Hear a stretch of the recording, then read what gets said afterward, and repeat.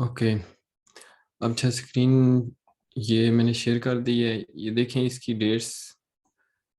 ये साइट है ना, pstb.pk। और फाउंडेशन लेवल की इस्लामाबाद में नवंबर 25। और फिर नेक्स्ट दिसंबर हो जाएगी, दिसंबर तक। और इससे पहले आप लोगों को तैयारी करवाते हैं। ये इस तरह के होंगे, MCQs 40 होंगे। और 40 में ये चॉइस होंगी आपके पास, इस तरह से आपने देने हैं। फॉर एग्जांपल पहला ये है, ये देखें। क्वेश्चन 1 है, when what is visible to end user is ये deviation from specific or expected behaviour, this is called. देखें, ये failure, this is called failure. Check answer करें अगर तो ये ठीक है। अच्छा, इस पे थोड़ा सा एक्सप्लेनेशन आपको बता दूं। जो है ना, जो हम जो एरर, देखें यहाँ पे ऑप्शन हमारे पास थे। एरर है कौन सा, फॉल्ट क्या होता है, फेलियर कौन सा होता है, डिफेक्ट या मिस्टेक होता है। इनमें आपको फर्क होना चाहिए, तभी आप एग्जैक्ट पता चल जाएगा कि इसका आंसर क्या है। हो सकता है वो चेंज कर दें डेफिनेशन और वो उसका आंसर एरर हो। आपको पता होना चाहिए एरर क्या होता है, फॉल्ट है, ये कंसेप्ट आपको क्लियर होने चाहिए। ठीक है। तो इसके ठीक लिए, है। उसके लिए ये देखें, ये जो है ना, ये इनका फाउंडेशन लेवल सिलेबस है। तो इनकी डेफिनेशन के मुताबिक जो है ना, वो ए पर्सन अगर कुछ है, मिसिंग रिक्वायरमेंट है, कुछ भी है, तो उसको मिस्टेक कहेंगे। ठीक है। जो अगर रिक्वायरमेंट में कुछ मसला हो गया है, ठीक है, और वो उसमें अगर रिक्वायरमेंट में मिस्टेक हो गई है, ठीक है, तो वो आगे जब ट्रांसफ़र होगी तो वो अगर कोड के में चली गई है तो वो हमारा बग हो या फॉल्ट होगा। बग या फॉल्ट एक ही चीज़ होगी। ठीक है। वो जो बग और फॉल्ट जो कोड में है, ठीक है, वो अब एग्जीक्यूट होगा जब, तो वो फेलियर कहलाएगा। तो हमारा एक्चुअल रिजल्ट जो होगा वो एक्सपेक्टेड रिजल्ट से डिफरेंट होगा। इस वजह से अभी हमारा आंसर जो था वो था फेलियर। ठीक है। फॉर एग्जांपल वो ये भी यहाँ पे पूछ सकते हैं, ये person can make in mistake और error, person can make if कुछ भी। ठीक है। तो इस तरह से वो गुम्मा फरा के आपको पूछ सकते हैं। ठीक है, ये क्लियर अच्छा, है ये फेलियर कंसेप्ट। का तो फेलियर यही है, ठीक है। हम्म। एंड रिजल्ट है ना फेलियर। हाँ। Human failure. साइड का एरर है और फिर जी। अगर कोड में कोड चला गया में है वो एरर, ठीक है, तो वो तो वो फॉल्ट है। फॉल्ट है या बग है। ठीक है, एक ही चीज़ है। ठीक है। तो वो जब एग्जीक्यूट होगा तो वो जब फेल होगा तो फेलियर कहलाएगा। ठीक है।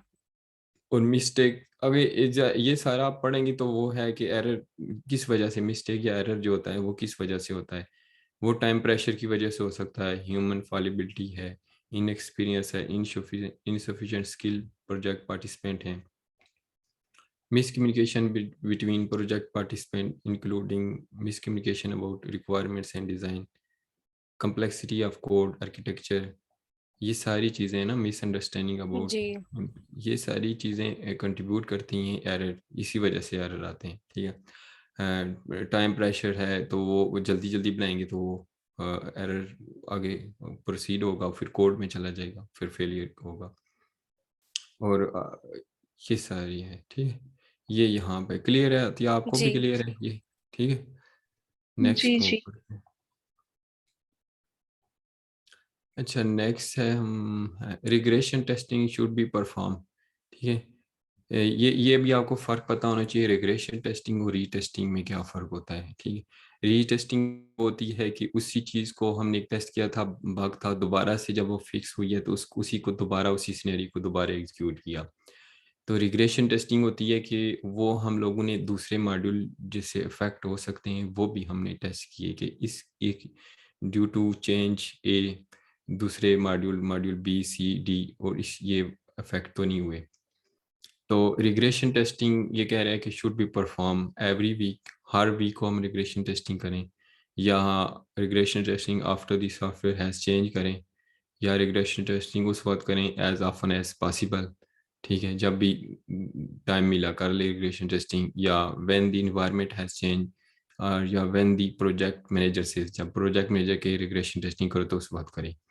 ये सारे ऑप्शन हैं। इनमें से ये जो रिग्रेशन टेस्टिंग है वो एवरी वीक भी नहीं करनी, ठीक है, इतना टाइम ही नहीं होता हर वीक को उठा के रिग्रेशन टेस्टिंग कर दी। और ये वाली होगी आफ्टर सॉफ्टवेयर हैज़ चेंज, जब सॉफ्टवेयर चेंज हुआ तो ज़रा रिग्रेशन टेस्टिंग की ज़रूरत होगी। और when the environment has change, W और वाई हमारे पास होंगे, डब्ल्यू वाई आर ट्रू। ये सी वाला ऑप्शन। हाँ ठीक है, और ये वाला ठीक है। यहाँ पे कोई क्वेश्चन है इस बारे में? नहीं, ये ठीक, क्लियर है। ये भी अगर आपको घुमा कर आके पूछेंगे तो रीटेस्टिंग कर देंगे, रिग्रेशन की बजाय रीटेस्टिंग का पूछ सकते हैं। तो बाकी आपको कंसेप्ट ये इसका क्लियर होना चाहिए, ठीक है। ठीक है।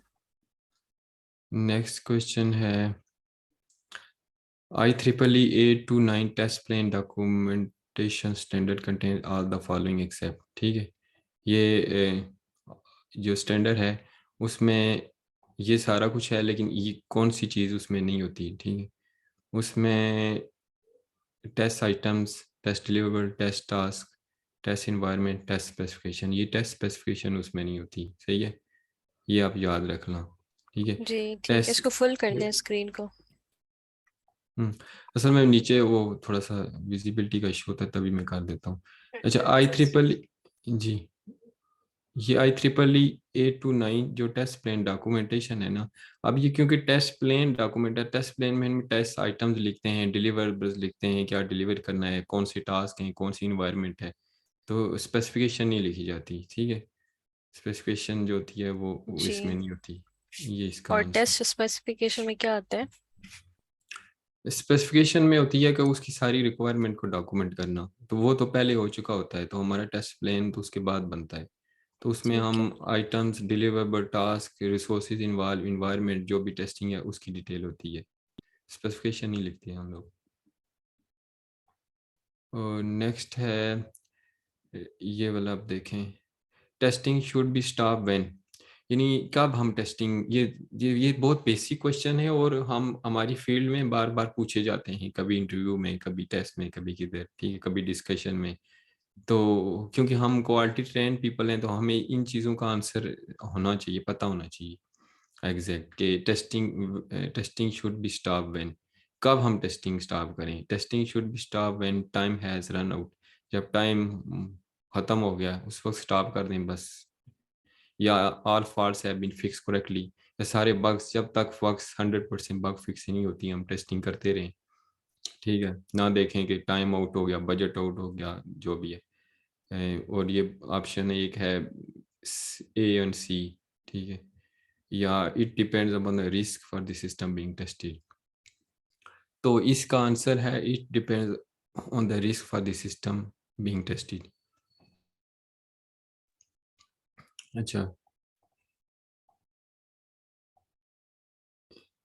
अच्छा, ये देखें, हम 100% टेस्ट, मतलब 100% टेस्टिंग पॉसिबल भी नहीं होती, ठीक है। और हमने सारे फैक्टर्स देखने होते हैं, तो हमने रिस्क देखना है कि कितना रिस्क है, क्या चीज़ें हैं, वो एनालाइज करके हम फिर वो स्टॉप कर देते हैं, ठीक है, कि इनफ हो गई है बस, अब हमें रिलीज देनी है। सही है, क्लियर है यहाँ तक? जी क्लियर है। अच्छा, नेक्स्ट है फिफ्थ, ये है order number on the stock control system के रेंज बिटवीन 10,000 टू 99 इंक्लूसिव, ठीक है। Which of the following input might be result of designing test for only valid equivalence classes and valid boundaries? अच्छा, ये equivalence classes और boundary value analysis पे एक concept है, उसके बारे में आपसे पूछा जा रहा है, ठीक है। वो कह रहा है कि अब हमने टेस्ट डिज़ाइन करना है ना, ठीक है, हमारे पास ये इनपुट्स हैं, तो ये वैल्यूज़ हैं, तो हमारे इक्विवेलेंस, वैलिड इक्विवेलेंस क्लासेस और वैलिड बाउंड्रीज, ठीक है। तो इसमें आप इक्विवेलेंस देखें और वैलिड बाउंड्रीज भी देखनी है इसमें, ठीक है। इन अब बाउंड्रीज हमारे पास हैं 10,000, ठीक है, से स्टार्ट होता है 999 तक जाता है, तो ये बाउंड्री 10,000 स्टार्ट होकर यहाँ पे एंड होती है, तो ये वैलिड बाउंड्री है। इसके आगे जाएंगे, इसके लेस करेंगे या इसे ग्रेटर करेंगे तो इनवैलिड बाउंड्रीज आ जाएगी। इक्विवेलेंस क्लासेस में हमारा 10,000 आएगा, 10,000, अच्छा ये आ जाएगा, और नहीं सॉरी ये 10,000 है, हाँ ये और ये वैल्यू आएंगी, सही है। ठीक है, ये कंसेप्ट क्लियर है ये वाला, या इसको मज़ीद एक्सप्लेन करूँ? नहीं ये क्लियर है। अच्छा, इस पे क्वेश्चन आते हैं लाजमी घुमा फिरा के किसी तरीके से ना, इक्विवेलेंस क्लासेस के बाद अभी आपको आ जाएंगे कि अगर इसकी बताएं। इनवैलिड आ गई कि इनवैलिड क्लासेस हो सकती है ना, हाँ तो फिर उसमें एक, ये होगा नीचे वाला लास्ट ऑप्शन, हमें ऊपर अच्छा भी चेक करनी होंगी।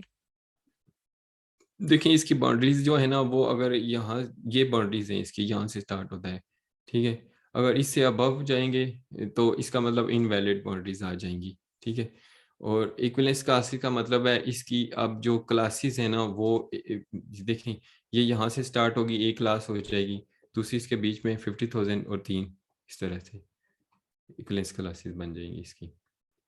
ठीक है ठीक है। नेक्स्ट जाते हैं। अच्छा ये 6 है, क्वेश्चन 6 में है consider the following statement about early test design, ठीक है। मतलब हम लोग ये फोकस है अर्ली टेस्ट डिज़ाइन पे, ये कंसेप्ट जो होता है अर्ली टेस्ट डिज़ाइन क्यों करें। फर्स्ट है ऑप्शन हमारे पास, early test design can prevent fault multiplication, ठीक है। यानी अगर अर्ली टेस्ट डिज़ाइन, हमारे पास टेस्ट हमने अर्ली बना लिए, तो वो हमारे पास जो फॉल्ट है मल्टीप्लिकेशन, वो फॉल्ट आगे मल्टीप्लाई नहीं होंगे, ठीक है। और ये प्रिवेंट करता है, ये एक ऑप्शन है हमारे पास। दूसरा है fault found during early test design are more expensive to fix, ठीक है। अगर fault during early test design expensive, यानी वो कह रहा है एक्सपेंसिव हो जाएंगे अगर फॉल्ट अर्ली टेस्ट डिज़ाइन में आते हैं तो, ठीक है। ये क्या, early test design can fix fault, ये चीज़ है। ये ऑप्शन है early test design can cause changes to to the requirement.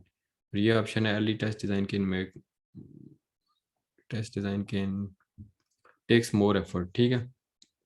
इसमें से ऑप्शन हमने देखना है कौन सा है। अच्छा इसमें देखें, प्रिवेंट फॉल्ट मल्टीप्लिकेशन, एक फर्स्ट ये करेक्ट है, ठीक है। दूसरा है fault found during early test design more expensive, ये रॉन्ग है, ठीक है। ये मोर एक्सपेंसिव नहीं होते, ये जो है ना एक्सपेंसिव तब होते हैं जब हमने टेस्ट डिज़ाइन अर्ली टेस्ट नहीं बनाई, हमने बाद में बनाई, जब रिलीज दे चुके क्लाइंट को, उस वक्त एक्सपेंसिव हो जाता है फीस करना, ठीक है। ये रॉन्ग है। और अर्ली टेस्ट डिज़ाइन कैन क्या फाइंड, लास्ट ऑप्शन है ना? कौन सा लास्ट आप कह रही हैं? अच्छा मैं ऑप्शन देख रहा हूँ कौन कौन से सही हैं, ठीक है। इसमें से देखना होता है जो कौन से करेक्ट हैं, 1 2, जो कौन से रॉन्ग है। Early test design can find fault, ठीक है। Early test design can change to requirements, 1 और 4, 1 और 4, 1 4 और 2, लेट्स सी कौन सा इसमें से सही है। गलत है। फोर्थ को चेक करते हैं, ये भी गलत है। इस तरह तुक्के लगाएंगे तो सारा गलत हो जाएगा। अच्छा ये वाला सही है, ठीक है। 1 3 और 4 आर ट्रू, 1 ये वाला, 3 और ये 4 आर ट्रू, ये वाला, ठीक है। Early test design can cause changes to to the requirement, अच्छा गलत कौन सा था, 2 और 5, 2 ये देखिए गलत, 2 है। Fault found during early design more expensive to fix, ठीक है। एक्सपेंसिव नहीं होते, ये चीप चीप होते हैं, ठीक है। और इसमें एफर्ट, मोर एफर्ट नहीं होती, एफर्ट बाद में ज़्यादा लगती है, जब हम बाद में इस काम करेंगे जब, ठीक है, उसमें ज़ाहिर है फिर क्लाइंट रिपोर्ट करेगा, रेपुटेशन ख़राब होगी, और फिर टाइम भी ज़्यादा लगता है, फिर टेस्टिंग बार बार करनी पड़ती है, ये चीज़ है। 5th 7 में है non functional system testing includes, ठीक है। ये नॉन फंक्शनल टेस्टिंग और फंक्शनल टेस्टिंग में फ़र्क आपको पता होना चाहिए, ठीक है। वो चीज़ें जो फंक्शन से फंक्शनैलिटी से निकाल देंगे नॉन फंक्शनल में आ जाएगी, परफॉर्मेंस सिक्योरिटी टेस्टिंग वगैरह, ठीक है। इसमें ये ऑप्शन दिए हुए हैं, testing to see whether system does not function properly. और ये ऑप्शन है testing quality attribute of system including performance and usability, ठीक है। ये देखें, testing system features using only the software required for that action, testing a system feature using only the software required for that function, testing the function that should not exist, ठीक है। इसमें से correct यही वाला है, सही है। ये तो आपको क्लियर होगा फंक्शनल नॉन फंक्शनल का, जी, सही है। ये तो क्लियर है। नेक्स्ट है which of the following is not part of configuration management. तो इसमें status accounting for configuration items, editing conformance to ISO 9, ये क्वालिटी स्टैंडर्ड है, ये नहीं होगा, सही है। ये कॉन्फ़िगरेशन मैनेजमेंट से नहीं है। Identification of test versions, record of changes to documentation over time, control library access, ठीक है। ये सारे जो है ना, ये हमने नॉट पार्ट ऑफ करना था, ठीक है। बाकी part of the configuration management है, सही है। क्लियर है ये भी। जी। जी जी अर्शद। नेक्स्ट जी है, सॉरी। नेक्स्ट है 9, विच of the following is the main purpose of the integration strategy for integration testing in the small, ठीक है। अच्छा, ये इंटीग्रेशन जो टेस्टिंग है वो ज़रा कंपोनेंट्स बनाए हुए हैं, उनको इंटीग्रेट अगर किया है तो हमने टेस्ट करना है कि कंपोनेंट आपस में वेल इंटीग्रेटेड हैं, वर्किंग कर रहे हैं, ठीक है। तो इसमें हमें बताना है कि ये मेन पर्पस इंटीग्रेशन का क्या है, ठीक है। ये ऑप्शन है to ensure that all of the small modules are tested adequately, to ensure that the system interfaces to other system and network, ठीक है। ये तो नहीं है ऑप्शन।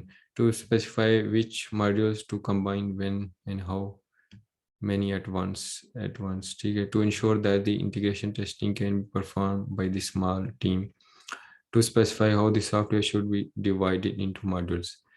तो इसमें से आंसर कौन सा है? आई थिंक ये वाला, लेट्स सी। नहीं, गलत हो गया मुझसे, एक minute. To ensure that system interface, to ensure that the integration test from, हाँ ये स्मॉल टीम्स देखना पड़ेगा, ये नहीं है। To combine how at once, हाँ ठीक है, इसका आंसर ये है, ठीक है। To specify which modules to combine when how many at once, how many at once की बात हो रही है ना, इस वजह से ये क्वेश्चन इस तरह का था कि what is the main purpose of the integration strategy of integrating testing in the small, ठीक है। ये आंसर है इसका, याद रखना। नेक्स्ट है what is the purpose of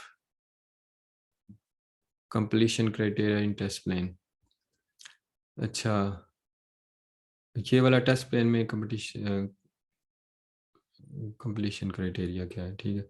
ये ऑप्शन है to know when a specific test has finished execution, to ensure that the test specification is complete, to set the criteria used in generating test input, to know when test planning is complete, and to plan when to stop testing. तो test completion criteria क्या होगा?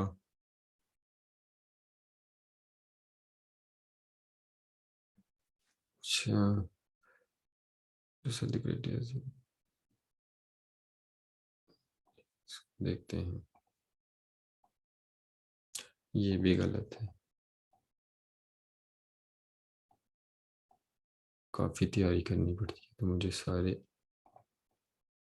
हाँ ये देखें, to plan when to stop testing. Test completion, अच्छा test completion की बात हो रही थी ना, ठीक है, उसका ये आंसर है to plan when to stop testing, सही है। ये चीज़ है। नेक्स्ट है 11, अच्छा, consider the following statements. An incident may be closed without being fixed. एक ये ऑप्शन है, और दूसरा ऑप्शन है incident may not be raised against the documentation, और तीसरा ऑप्शन है the final stage of incident tracking is fixing, और अच्छा ये गलत है, फिक्सिंग नहीं होता, ठीक है। Incident record does not include information on test environment. Incident should be raised when someone other than the author of the software perform the test. अच्छा, इनमें से ये वाला है इंसिडेंट में भी क्लोज विदाउट बीइंग फिक्स, ये भी ठीक है, और इंसिडेंट में नॉट बी रेज अगेंस्ट में नॉट बी, ये गलत है, ये गलत है, 2 गलत है, ठीक है। और 3 जो है the final stage of incident taking this fixing, ये भी गलत है, 2 3 रॉन्ग। और ये क्या है, state record does not include information on test environment. Incident should be raised. 2 3 4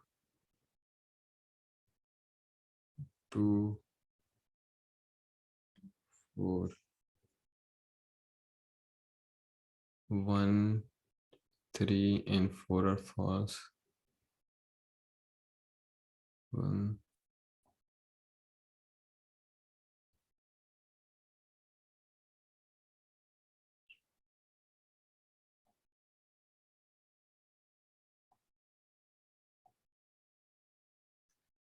अच्छा, इसमें से ये देख लें, जो है ना इंसिडेंस जो होता है वो होता है कि अगर क्लाइंट ने रिपोर्ट किया है ना इशू, तो हम उनको इंसिडेंट कहते हैं, ठीक है, या अदर देन ऑथर, अच्छा।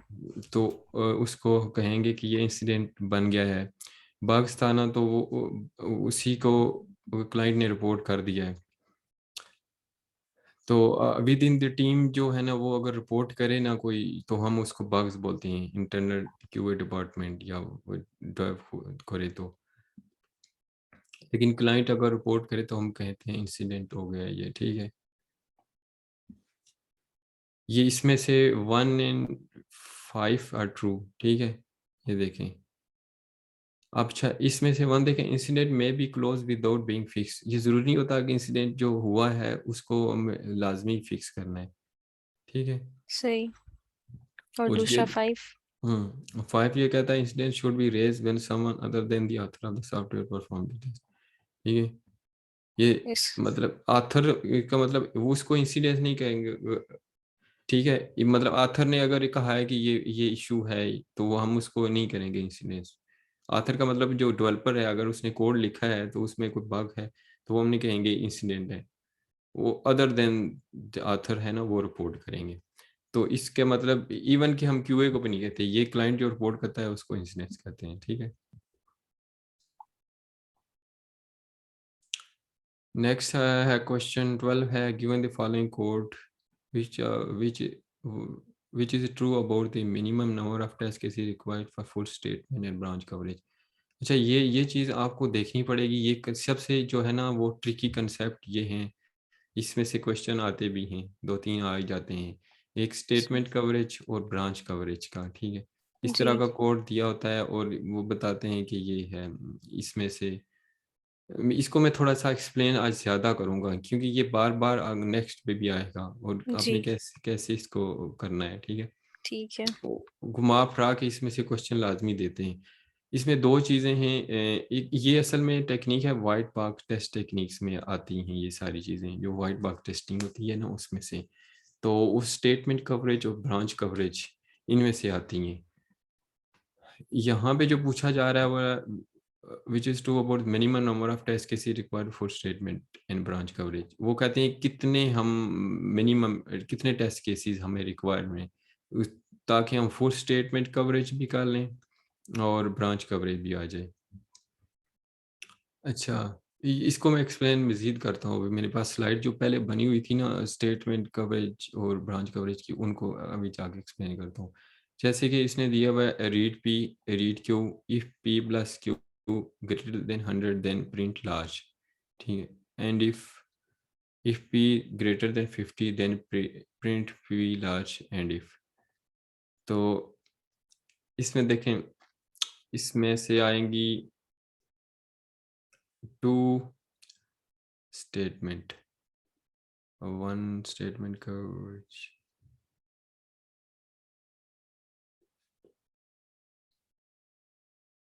इफ कितने हैं, वन,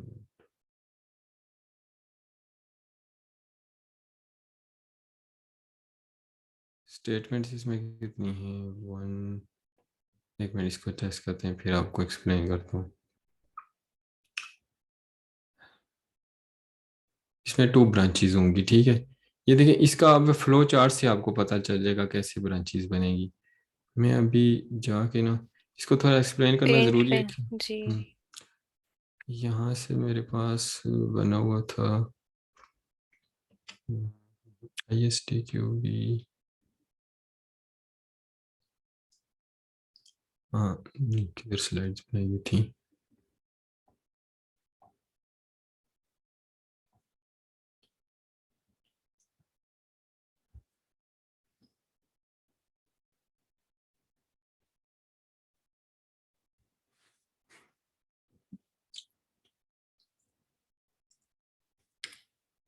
आगे आपको क्वेश्चन तो पूछ सकते हैं, जब तक मुझे तलाश करना पड़ेगा, मैंने पता नहीं किधर रख दिया है इसको।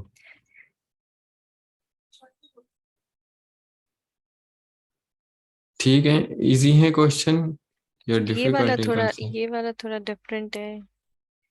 डेफिनेट बाकी है तो ये। जी। हाँ, तो इटली की ये है, इसका थोड़ा सा करना पड़ेगा, ये देखना हम्म पड़ेगा लॉजिक आप आपको। क्या ढूंढ रहे हैं?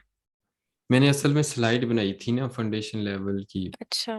तो उसमें या मैंने सारा फ्लो चार्ट और ये सारी चीजें आपको एक्सप्लेन करूंगा उसी में। हम्म,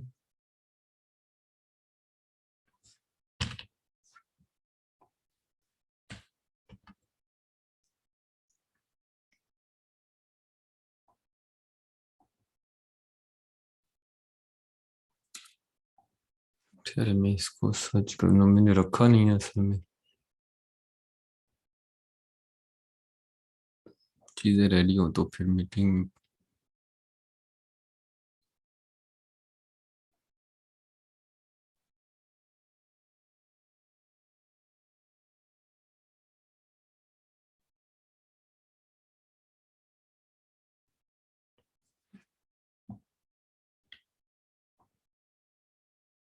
हाँ ये सॉरी, यहाँ पे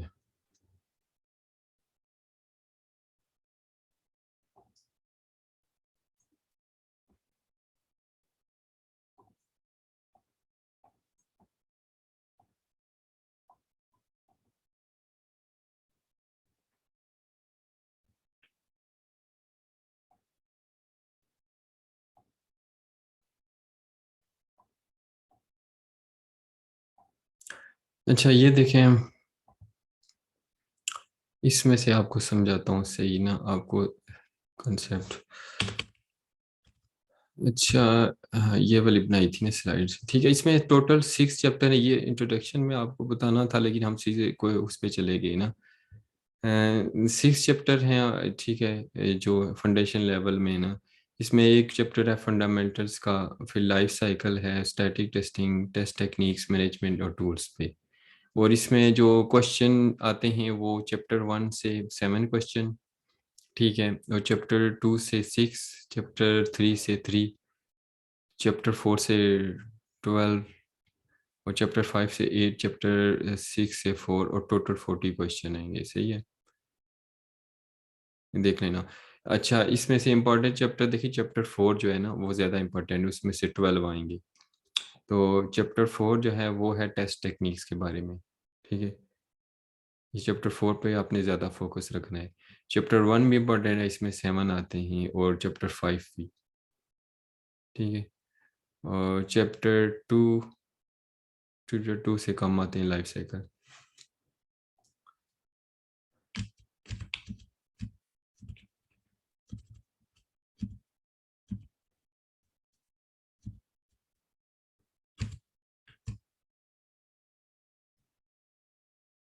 अच्छा, ये चीज़, ये कंसेप्ट क्लियर है ना? देखें ये चैप्टर हैं सारे। चैप्टर 1 है फंडामेंटल ऑफ टेस्टिंग, तो बेसिक चीज़ें इस चैप्टर में सारी वो आप रीड लाजमी करना। ये जो गाइड है ना इनकी ISTQB सिलेबस, ये लाजमी पढ़ना, ठीक है। तो इतनी ज़्यादा नहीं है बड़ी गाइड जो बंदा पढ़ ना सके। आप वीकेंड पे तैयारी कर सकती हैं, ठीक है। और ठीक दूसरा है। है ये भी बेसिक, बेसिक बहुत बेसिक, क्योंकि ये है ही बेसिक कोर्स, तो सारा कुछ बेसिक है। Testing through the software development life cycle, ये भी इस तरह ही है। थोड़ा सा बस सॉफ्टवेयर डेवलपमेंट लाइफ साइकिल के बारे में डिस्कशन है। और फिर चैप्टर 3 में स्टैटिक टेस्टिंग है। और स्टैटिक टेस्टिंग जो होती है वो रिव्यूज हैं और डॉक्यूमेंट्स वगैरह, ठीक है, विदाउट एग्जीक्यूटिंग द प्रोडक्ट, इस चीज़ को ये कवर करता है। और फिर इसके बाद टेस्ट टेक्निक्स आ देती हैं, ठीक है, इसमें कवर करता है वाइट बॉक्स, ब्लैक बॉक्स, ठीक है, एक्सपीरियंस बेस्ड टेस्टिंग ये वो। और फिर टेस्ट मैनेजमेंट और टूल्स आखिर में, ये छोटा, सबसे छोटा चैप्टर है, टूल्स सपोर्ट फॉर टेस्टिंग। फिर टेस्टिंग में कौन से टूल, और टूल हम ऑर्गेनाइजेशन में इंट्रोड्यूस करें तो कैसे उसको करना है, ये सारी जो है ना चीज़ें इसमें से आती हैं।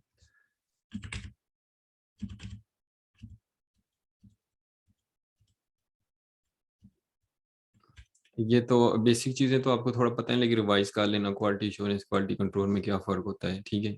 ये जी। बेसिक हैं लेकिन बहुत इंपॉर्टेंट कंसेप्ट हैं, ठीक है। ये देखें, ये पिक्चर में आपको नज़र आए, क्वालिटी कंट्रोल है, ठीक है। और क्वालिटी मैनेजमेंट सबसे ऊपर क्वालिटी मैनेजमेंट में आती है, ठीक है। और ये उसके फिर ये अम्ब्रेला हो गया क्वालिटी मैनेजमेंट, उसके अंडर आएगी क्वालिटी एश्योरेंस क्यूए। फिर क्यूए जो क्यूसी है वो इसकी इसके अंडर आ जाएगा, ठीक है। मतलब क्वालिटी कंट्रोल पार्ट ऑफ है इसका, लेकिन क्वालिटी एश्योरेंस में और चीज़ें ज़्यादा आ जाती हैं। और हम लोग जो है ना, ये जो क्वालिटी एश्योरेंस है ना, वो प्रिवेंटिव टेक्निक इस्तेमाल होती हैं यहाँ पे। क्वालिटी एश्योरेंस प्रॉपरली इम्प्लीमेंटेशन का मतलब है कि हमने प्रिवेंट कर दिया है और ये बग्स या कुछ चीज़ें हमारे सिस्टम में नहीं आएंगी। एक प्रिवेंशन होती है ना, एक होती है रिएक्टिव, ठीक है, जब इशू आया बाग हम बाग फिक्स करवाया, तो अभी ये वो करवाया, ये रिएक्टिव अप्रोच होती है क्यूसी वाली, क्वालिटी कंट्रोल वाली, ठीक है। और ये सारी क्वालिटी मैनेजमेंट के अम्ब्रेला के अंदर आती है। बाकी ये एरर डिफेक्ट्स एंड फेलियर्स आपको समझा दिया है क्या होते हैं। जी। काजीज ऑफ सॉफ्टवेयर डिफेक्ट भी बता दिया। मजीद इसको पढ़ना इतना काफ़ी नहीं है जितना मैंने आपको बताया, और भी मजीद पढ़ना है इस पे। अच्छा, 7 टेस्टिंग प्रिंसिपल्स हैं, ये भी आगे क्वेश्चन में आएंगे, ये भी आपको, अच्छा इस पे ठीक थोड़ा है थोड़ा, अर्शद भाई। हाँ, ये भी यहाँ पढ़ना से 321 स्लाइड्स हैं। बहुत ज़्यादा है इसमें, छोटी छोटी। ये आपने पूरे सिलेबस से बनाई है। पूरा सिलेबस बनाया था ना, अभी जो कंसेप्ट आपको एक्सप्लेन करने लगा था उस पे जा रहा हूँ, मुझे ये चीज़ें नज़र आ रही हैं, ठीक है। ये ह्यूमन साइकोलॉजी एंड टेस्टिंग, इसको भी देख लेना, ठीक है। ठीक है। टेस्टर एंड डेवलपर्स माइंडसेट क्यों डिफरेंट होते हैं, ठीक है। लेवल ऑफ इंडिपेंडेंट टेस्ट ये भी है।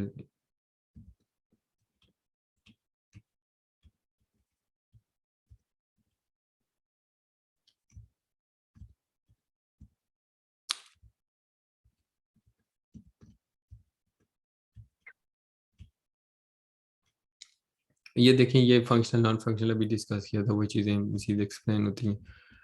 अच्छा, वाइट बग टेस्ट टेक्निक्स में ये आ गई,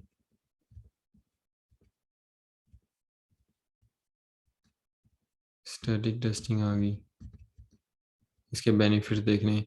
अच्छा, एक और चीज़ है जो क्यूए से स्पेशली पूछा जाता है कि वाई वी नीड क्यूए, ये भी आपको पता होना चाहिए, बेसिक क्वेश्चन है, ठीक है।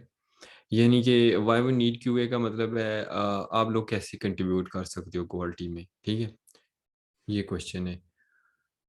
मतलब अब क्यूए जो अगर रिव्यू प्रोसेस में इन्वॉल्व होगा तो उससे हमारी रिक्वायरमेंट मज़ीद प्योरीफाई होंगी। अगर वो अगर issues second pair of eyes से इश्यूज देखता है, बग रिपोर्ट करता है, तो प्रोडक्ट इम्प्रूव होती है, ठीक है। स्टेक होल्डर से कम्युनिकेशन करता है तो हमारी एक इमेज पिक्चर रिप्रेजेंट होती है कि अभी ये स्टेटस है हमारी प्रोडक्ट का। क्योंकि डेवलपर का माइंड सेट होता है कि वो कहता है कि मैंने बनाई है तो ये ठीक ही है, ठीक है। वो डेवलपमेंट का माइंड सेट होता है। और टेस्टर ट्रेन भी क्वालिटी एश्योरेंस फील्ड में होते हैं और उनको ये कंसेप्ट ज़्यादा क्लियर होते हैं और ये बेहतर कंट्रीब्यूट कर सकते हैं प्रोडक्ट क्वालिटी में।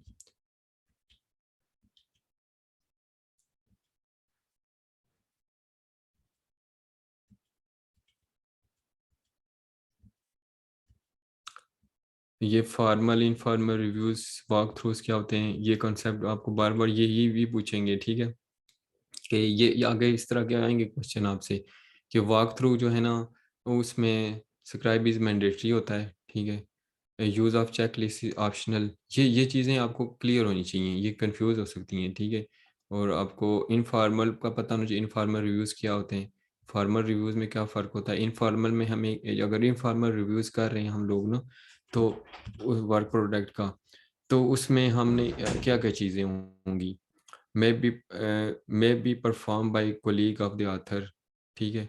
बडी चेक और मोर पीपल, ठीक है। ये वाली होगी इनफॉर्मल रिव्यू।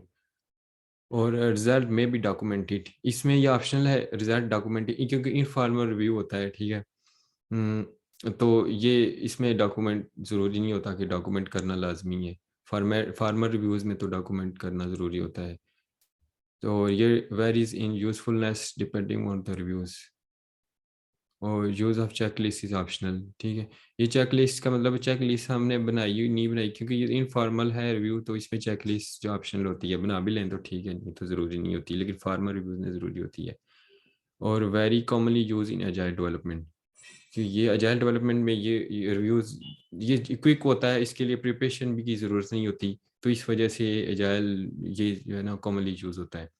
यानी एक सीनियर डेवलपर है जूनियर के पास आके उसको कोड रिव्यू करेगा, उसको कहेगा अच्छा ठीक है सही है, ये आप मिस्टेक की हैं, अभी ये करो, ठीक है, ये कोडिंग स्ट्रक्चर फॉलो करो, ये हमारा स्टैंडर्ड है जो भी, सही है।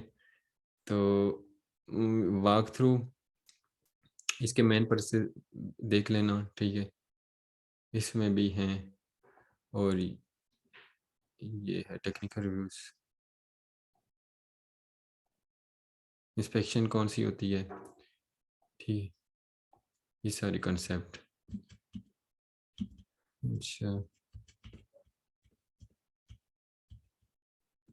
हाँ, ये हमारे जिस पे जा रहे थे, ये देखें, ये है टेस्ट टेक्निक्स चैप्टर 4, ठीक है। और इसमें से इसमें इक्विवेलेंस पार्टीशनिंग, देखिए इक्विवेलेंस पार्टीशनिंग या इक्विवेलेंस क्लासेस, ठीक है, ईसीपी इसको बोलते हैं। ये test techniques that divides the input data of software into partitions और equivalent data from which test cases can be derived. In principle test cases are design को each portion at least once, ठीक है। अब देखिए इसका purpose ये है कि हमने इक्विवेलेंस पार्टीशनिंग क्यों की है, क्योंकि हम चाहते हैं कि एक पार्टीशन एक टेस्ट केस रन कर दे तो हमारी पार्टीशन वो कवर हो जाए। इंस्टेड ऑफ के हम लोग टेस्टिंग कर करके, फॉर एग्जांपल एज है 18 हमारी है, मतलब सिस्टम को हमने कहा कि 18 इयर्स एक्सेप्ट करने चाहिए, तो हम वो इतने साल हम दे के उतनी सारी हमारे पास टेस्टिंग का इतना टाइम नहीं होता, हर चीज़ testing everything is impossible, every permutation. तो इस वजह से हम इक्विवेलेंस पार्टीशनिंग में डिवाइड कर देते हैं, ठीक है। इक्विवेलेंस पार्टीशनिंग डिवाइड्स ठीक है। डेटा इनटू पार्टीशंस, ठीक है। Valid values are values that should be accepted by the component system. अब इक्विवेलेंस पार्टीशनिंग हमने कर दी है, तो इसमें वैलिड हो जाएगी, जो पार्टीशन के अंदर हैं वो वैलिड हैं, जो पार्टीशंस के बाहर हैं इनवैलिड हैं, ये चीज़ याद रखना। और invalid values are values that should be rejected by component system. अब इनवैलिड का मतलब है कि वो वैल्यूज सिस्टम को एक्सेप्ट नहीं करनी चाहिए, सिस्टम को रिजेक्ट कर देनी चाहिए, तो हम कहेंगे इनवैलिड हैं, ठीक है। अब इक्विवेलेंस पार्टीशनिंग में, ठीक है, ये ब्रॉडर कंसेप्ट ने आगे जाके फिर इसके होगा, ये आपको पता होना चाहिए। और each value must belong to one and only one equivalence partition, ठीक है। और to achieve 100% coverage with this technique test cases must cover all identified partitions. अब 100% कवरेज का क्या मतलब है कि वो 100% कवरेज कह सकते हैं कि हमारे टेस्ट केसेस ने सारी पार्टीशन कवर कर ली। फॉर एग्जाम्पल 3 पार्टीशन हैं तो तीनों को कवर किया है, तो 100% कवरेज कहेंगे कि हमने 100% कवरेज कर ली है। ये टेक्निक यूज होती है। अच्छा नेक्स्ट देखें, इक्विवेलेंस पार्टीशनिंग को एक्सप्लेन कर रहा हूँ। इक्विवेलेंस पार्टीशनिंग में फॉर एग्जांपल ये देखें, ये है 6 to 10, हमने एक रेंज दे दी है, पार्टीशन बना दिया 6 to 10, हमारे सिस्टम ने ना सपोज ये 6 to 10 नंबर एक्सेप्ट करने, तो अब 10 से अगर 11 हम सिस्टम को देंगे तो सिस्टम ने रिजेक्ट कर देना है, ठीक है, मैसेज दे देना है यूजर को कि ये मैं एक्सेप्ट नहीं कर सकती, ठीक है। अगर इससे कम देता है, फॉर एग्जांपल 5 दे देता है, तो हम वो भी सिस्टम एक्सेप्ट नहीं करेगा। तो ये वैलिड होगी, बाकी दो इनवैलिड होगी।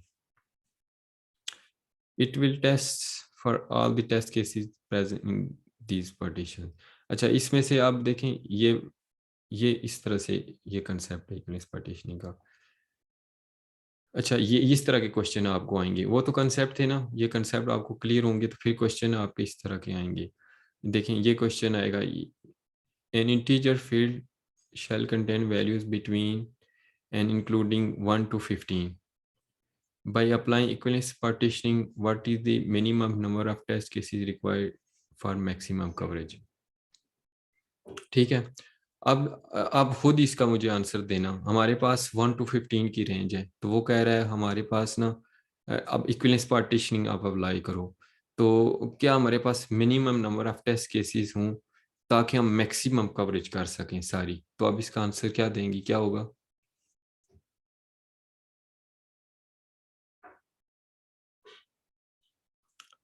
इन्हीं कंसेप्ट पे बेस है ना, देखें यहीं पे। 3 टेस्ट केसेस हाँ, ये वाला आंसर होगा, ठीक है। अच्छा, ये देखें, 1 to 15 था ना, वैलिड है, और और ये एक लेस इनवैलिड देन है। 1 और एक ग्रेटर देन 15। अच्छा, इसमें देखिए हमारे पास कितना टाइम बच गया। हमारे पास हम सिर्फ 3 टेस्ट केसेस रन करेंगे और कहेंगे 100% कवरेज कर ली है, ठीक है। ये वाइट बॉक्स टेस्ट टेक्निक में यूज होता है। अब टेस्ट केसेस भी इस तरह बनाएं और टेस्टिंग इस तरह करें, तो ये इंस्टेड ऑफ के हम कहें 1 दिया, 2, 2, 3, 4, 5, 6 करके 15 तक गए, उसके बाद फिर माइनस में चलते रहे, फिर प्लस में चलते रहे, तो इसमें बहुत टाइम लगता है। तो ये जी अच्छा, ये वही चीज़ है। अच्छा, मेरे ख्याल में डिफरेंट होगा। Integer facial by applying equivalence partitioning, what is the minimum number of test cases required maximum का, ये वही वाला है। अच्छा, equivalence partitioning, an integer field shall contain values between including 1 to 15 by applying equivalence partitioning with the following the valid। ताकि थोड़ा सा ये चेंज है, आप देखना यहाँ से चेंजिंग आ गई। Which are the following the valid collection of equivalence classes for given scenario, ठीक है। जी 1 to ठीक है। 15 है और valid collection of equivalence classes है। तो वैलिड कलेक्शन अभी वही चीज़ है, लेस देन 1 था, 1 to 15 था, मोर देन 15, ये इसका आंसर होगा, ठीक है। देखें अब ये क्वेश्चन, ये भी क्वेश्चन आपको आ सकता है और ये भी आ सकता है, लेकिन आप कॉन्सेप्ट क्लियर था तो आप ये भी आंसर दे देंगी। जी आपको पता होगा। अच्छा, इसकी तो 3 बनी थी, लेस देन 1 और 1 to 15, ये वाला करेक्ट है। अच्छा, ये तो हो गया इक्विवेलेंस बाउंड्री वैल्यू। अच्छा, ये भी कंसेप्ट आपको बता दूं। बाउंड्री वैल्यू एनालिसिस, जी। जी अच्छा, बाउंड्री वैल्यू एनालिसिस में है ये जो है ना, एक्सटेंशन है इक्विवेलेंस पार्टीशनिंग की, ठीक है। अच्छा, उसमें हम बाउंड्री की बात नहीं की थी, हमने तो वैलिड और इनवैलिड की बात की थी पार्टीशन की। Boundary value analysis can be applied at all test level, ठीक है। इसमें यूनिट एक्सेप्टेंस सारे लेवल पे। This technique is generally used to test requirements that call for a range of number including dates and time, ठीक है। ये जो fields हैं जो हमारी सिस्टम, जो डेट्स वगैरह, टाइम्स वगैरह, उनके लिए ये यूज़ होती है, उसमें हमारे पास रेंजेस होती हैं। अच्छा, ये देखें, फॉर एग्जांपल एज है ना 18 to 56 सिस्टम ने एक्सेप्ट करनी है, ये वाला एज की है, तो आप देखें वैलिड और इनवैलिड कौन सी आ जाएंगी। वही चीज़ है, 18 to 56 तो वैलिड है हमारे पास, और इसकी बाउंड्रीज में क्या है, ये वाला 18 में 17 इनवैलिड है और 57 इनवैलिड है।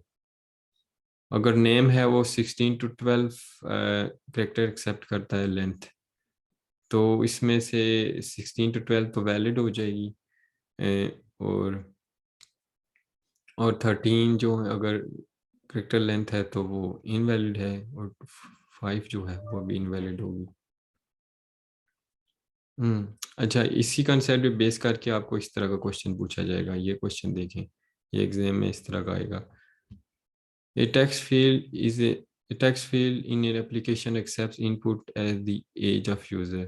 ठीक है, here the value allowed to be accepted by the field is between 18 to 30 years. ठीक है, ये बिजनेस की रिक्वायरमेंट है, 18 to 30 years जो है ना उनको हम एक्सेप्ट करेंगे सिस्टम में। हो सकता है वो लाइफ इंश्योरेंस की कंपनी है या जो भी है, तो वो उन रिस्ट्रिक्शन लगाई हुई है, इससे छोटे को नहीं दे सकते और 30 से अबव को नहीं दे सकते हम लोग। ठीक है, जी or inclusive of the both of the values by applying boundary value analysis, what is the minimum number of test cases required for maximum coverage. हमने मैक्सिमम कवरेज करनी है और मिनिमम टेस्ट केसेस इस केस में कौन से required हो, कितने। ठीक है, अब ये वैलिड 18 to 30 है और इनवैलिड 30 से अबव होगा और 18 से लेस हो गया। तो इसमें से अब देखना है minimum number of test cases कितने बनेंगे इसके।